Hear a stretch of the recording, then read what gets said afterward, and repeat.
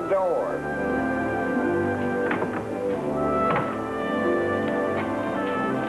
Now, which one of you gentlemen is Mr. Fields?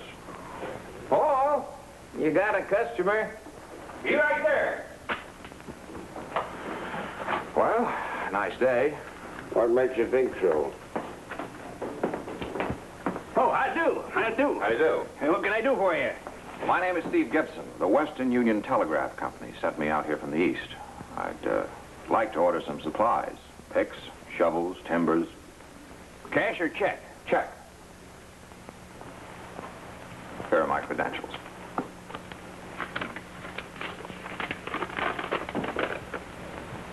Oh, chief construction engineer, huh? All right, young fella. I see Jim Kelly's signature down here at the bottom, so you must be all right. That telegraph isn't supposed to get put in till summer, I heard. Well, there's been a change of plans. My company has promised both the railroad and the Cattlemen's Association to put the line in before the cattle shipping season. Your company is crazy. You'll never get them poles up. The ground's gonna be frozen solid in 2 weeks. 3 weeks. 2 weeks. I know this country. I bet you 50 cents. Bet. How much of everything, Mr. Gibson? Well, I'll start out with a wagon load of timbers. I'll let you know about the rest of the tools as soon as I find out how many men I can get. By the way, where's the best place to look for men here? The saloon. Fine. I'll be back.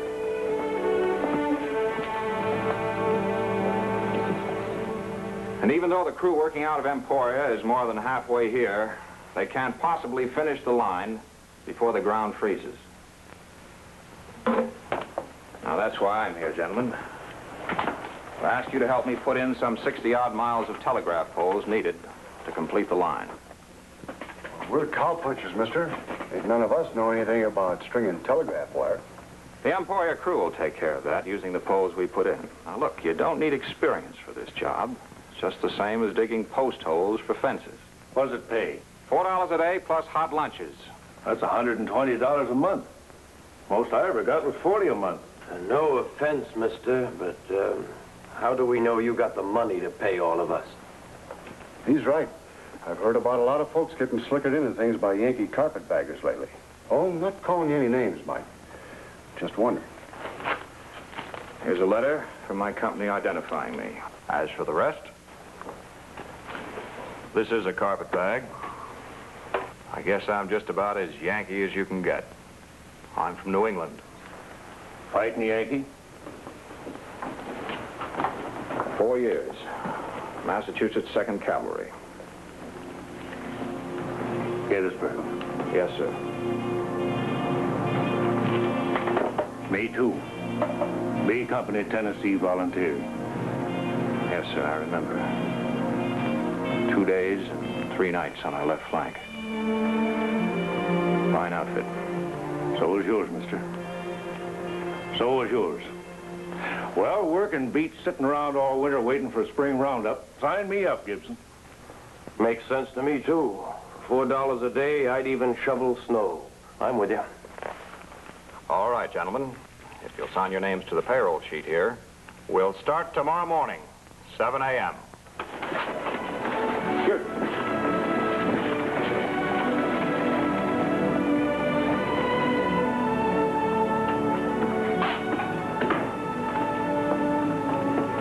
Good afternoon. You're Miss Nancy. Mrs. Nancy Carnes. Well, a man's good fortune can't last forever. I'm Steve Gibson. How do you do? Got another load like this all done, Mom. Think it'll be enough? I think so, dear. Thank you. Holy smoke. Tim, I'm sorry. Is there something I can do for you, Mr. Gibson? Wow. Now, that's enough, Timothy Carnes. Go outside and finish your work. Does he talk too? Why, yes, I talk. Was there something you wanted to talk to me about? Nope. I beg your pardon? No, sir. Oh, well, that's too bad. You seem like a very interesting young man.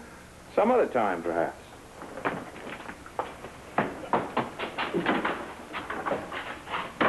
Oh, my, My goodness. I'm sorry, Mrs. Carnes. I hope I didn't frighten him. Well, I hope you did. I should be the one to do the apologizing. He's a good boy, Mr. Gibson, but he's not very polite. I just don't seem to have the time to bring him up properly. You're a widow. Yes. I see. Supper's served from 6 o'clock on, Mr. Gibson. I'll be here. But in the meanwhile, I'd like to order some hot lunches for tomorrow. And every day afterward until further notice. Hot lunches? How many? 23. For the telegraph line construction crew. I'll make the necessary arrangements for renting the transportation to get it out there. Now...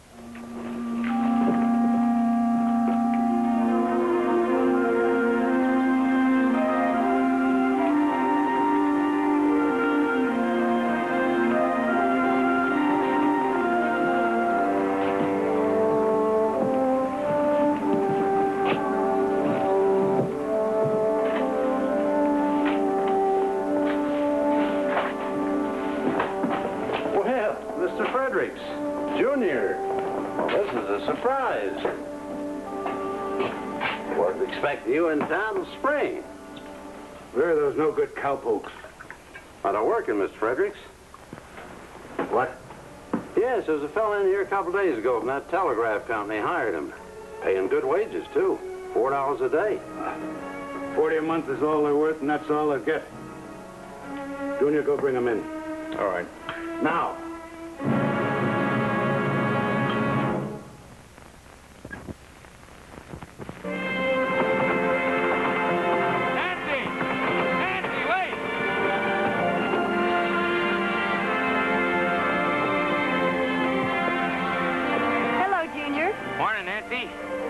Jim boy, how are you? Fine. What are you doing away from the ranch? I just got lonely for you, that's all. You gonna work for him, too? Work? Who? Oh, he means Mr. Gibson. He's the chief engineer for the telegraph company. Oh, he must be the guy that hired all the punchers. Well, he's gonna have to look for somebody else to dig his post holes. Well, as long as we're going the same way.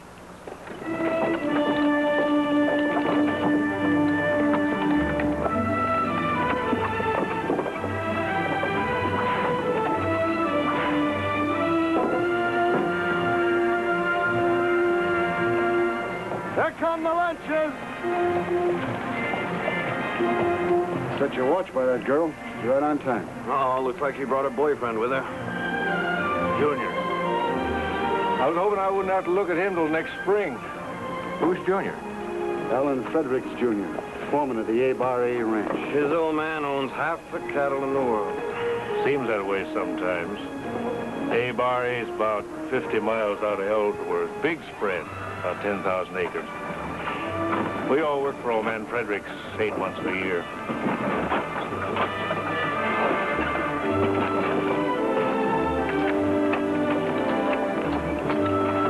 All right, Miss Carnes. Hello, Mr. Gibson. Oh, Junior, this is Mr. Gibson, Mr. Fredericks. Pleased to know you, Mr. Fredericks. Maybe you won't be for long, Gibson. Oh? I'm taking my men back with me. Boys, we're moving the south third starting tomorrow morning. Be the ranch by sundown tonight with your bedrolls. I'm sorry, Mr. Fredericks, but these men have contracted to work for me. Oh? Well, that's too bad. How'd you have to get somebody else to help you with the telegraph? What's your lunch, Nancy? Smells good. Mr. Gibson, I'm afraid there's not much use. Can't you get some more men from Emporia? I can't risk losing the time. Mr. Fredericks is just going to have to wait. Mr. Fredericks. Yeah. I've got to have this line completed before the ground freezes. Now, it shouldn't take more than 2 weeks. I'm sorry to inconvenience you. You won't be inconveniencing me. Good. Then you won't mind waiting. Oh, I'm not waiting. Like I said, you're going to have to get somebody else. No. Now, why don't you get out of here? You've cost us enough time already. Somebody give him a gun. Well, Junior, he... Forbes, give him your gun. Never mind, Forbes. I don't want it his way. Junior will knock him flat as a pancake.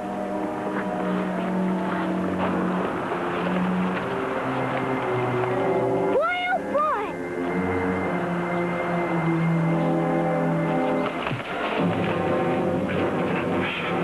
give you 10 seconds to get on your horse and get out of here.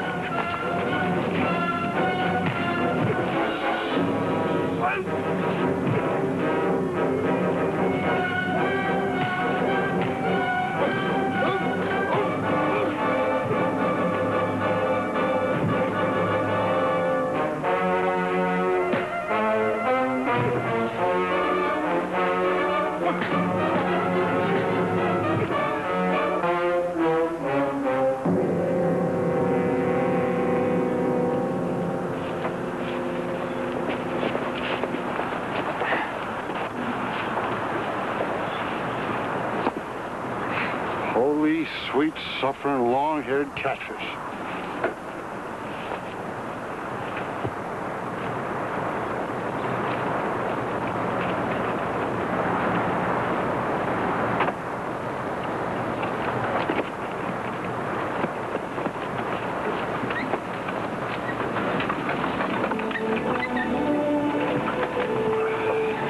Same time tomorrow.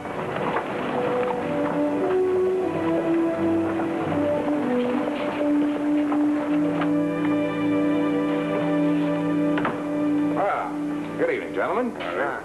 All right, Mr. Fields. Gonna need another wagon full of poles tomorrow morning. You'll have them ready to load by 7 o'clock. I'm sorry, Mr. Gibson, but I haven't got any more wood for sale. Now, wait a minute, Mr. Fields. I just rode by your lumber yard. There must be 400 poles there. I can't. They're just not for sale, that's all. That's all I can tell you right now. Please believe me, Mr. Gibson. There's nothing I can do about it. I just want to tell you one thing. Get out of Ellsworth as quick as you can.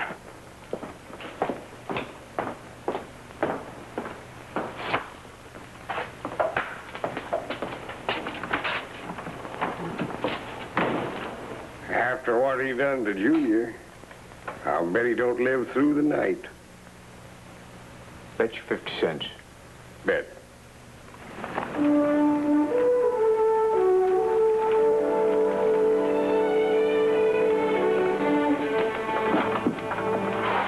Hello, Nancy. Steve, Will I get you into trouble by coming here to eat? no one's ever been turned away from here hungry. You're welcome, Steve. Mom, you... Never mind, just finish your supper. The hotel was all full, according to the clerk. Let me take these things for you. Thank you. Got it? Oh, boy. Looks good.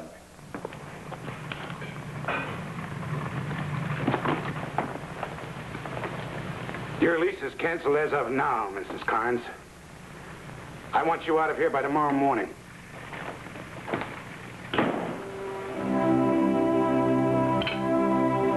He told you not to feed me. Well, does he own this building? Yes, and the store and the hotel and the livery stable. Just about everybody else in town. Steve, he's killed men before. I'll see that you and Tim have a place to live in Emporia, and that you have employment. Well, I'll get this to Mr. Kelly in the Western Union office. In case I'm not able to go with you.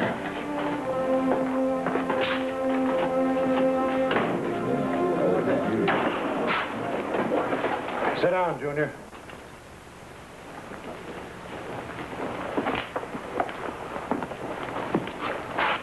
Forbes, I assume you and the men intend to fulfill your work contracts with Western Union.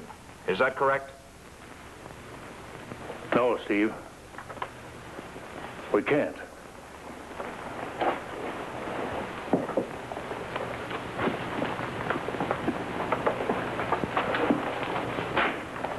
I've got nothing to say to you. Get out. Well, I've got something to say to you, Mr. Fredericks. Do like he says, Steve. Look, Mr. Fredericks, I've got a job to do in this town, and you've been interfering in it for no good reason. I don't need a reason. I run this town and everybody in it. Moving your cattle can wait 2 weeks. Finishing this line can't wait. Don't tell me what can wait and what can't wait. I make the decisions around here, including the one I just made about you leaving. Now get out.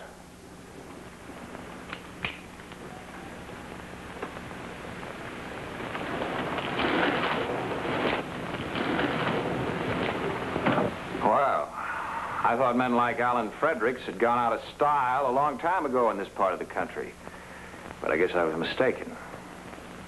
There'll always be men like him as long as there are men like you who allow yourselves to be stepped on. I've always admired the Western man. But now that I've met some of them, I'm not impressed. In fact, I feel sorry for you. Each of you gave me your word, and each of you broke it. Well, I know why. Because this man here gives you security. 8 months a year, steady employment. Well, I can understand that. But you see, to me, self-respect and honor mean more. Got to have that 12 months a year.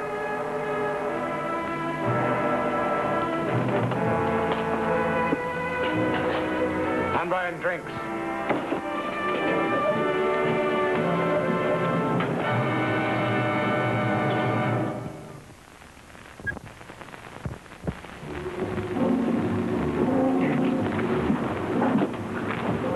All right, let's be going.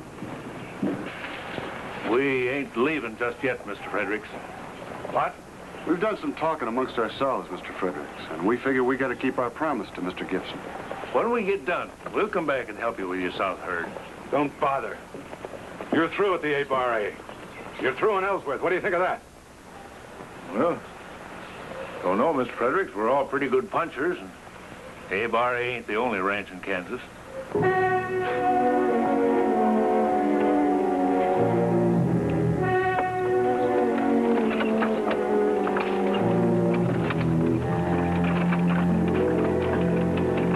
Thank you, Forbes. And the rest of you men, too. You want us to just take them timbers out of the yard, Steve? There's too many of us for Fields to stop. No, I don't want to get anybody else in trouble. There are plenty of poles in Emporia. I'll ride to the other crew and telegraph for some if someone will lend me a horse. I'll get mine for you. Thanks. Well, all I can say is, again, thanks. I guess I was wrong about the things I said last night. It was high time somebody said them. I'll be back as soon as I know the timbers are on the way. Meanwhile, will some of you help Miss Nancy with the things? She's leaving on the 10 o'clock stagecoach.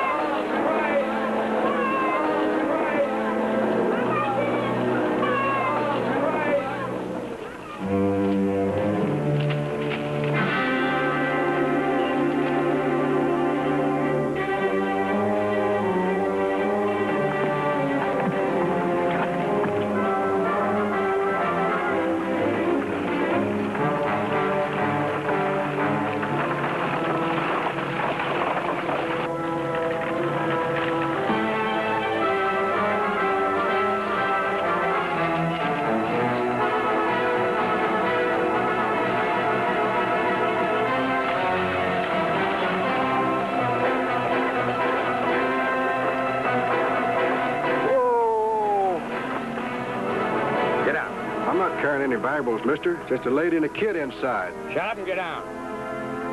Junior. Get your head back in there. You're going back to Ellsworth.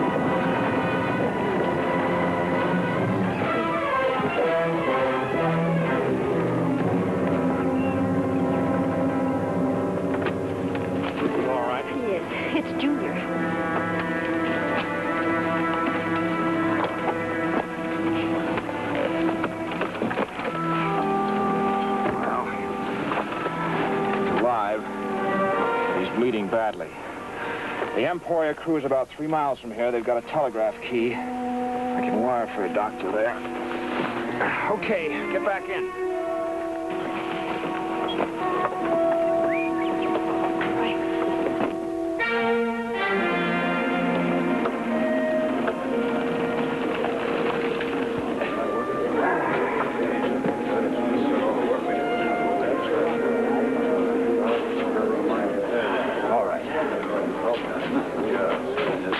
It'll never work. 50 cents? Bet. Ladies and gentlemen, in just a minute, the final connection will be made between here and Emporia. Now, before we test it, I want to thank all of you who helped. And especially one man, Mr. Alan Frederick, Sr. Thanks to him and the extra manpower that he furnished, we finished the line in time. Mr. Fredericks and I have had some differences of opinion, and I'd now like to publicly apologize for the things that I've said. I was wrong. It was me. I was wrong. Not just about Gibson here, but about a lot of things. I was so pig-headed I almost lost my own son. But he's alive, thanks to Gibson. Now, I'm not much of a man for apologizing. I want to say this. As soon as this gadget's running, the drinks are on me.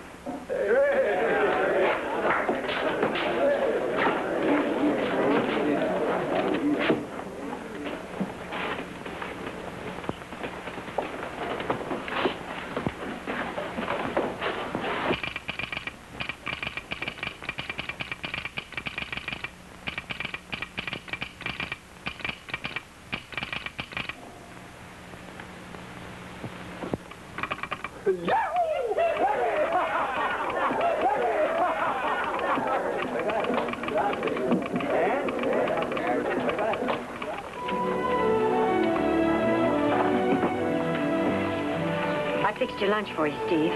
Why, thank you, Nancy. You'll come back sometime. I hope to. Goodbye, boy. Bye.